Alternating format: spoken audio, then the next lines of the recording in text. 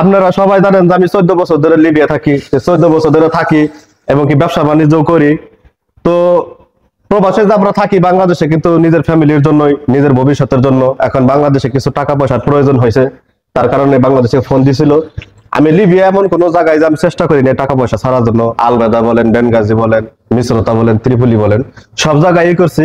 কোন জায়গায় থেকে বর্তমানে টাকা পয়সা ছাড়া যাইতেছে না। আর বিশেষ করে মনে করেন টাকার মান 15 টাকা বলে তাও ছাড়া যায় না। ডলার কিন্তু 8 টাকা 25 পয়সা এরকম হয়ে গেছে।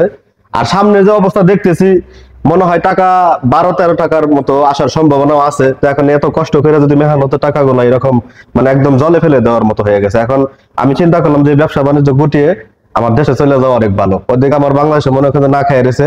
আমার মতো হয়তো আপনারাও অনেকে লিবিয়া এই টাকা পয়সার জন্য মনে ছাড়তে পারতেছেন না। আর বিশেষ করে আপনারা যে জায়গায় আছেন, কার কোন জায়গায় টাকা রেট কত আপনারা একটু কমেন্টে জানাবেন। আর বিশেষ করে একটু ভিডিওটা শেয়ার করবেন।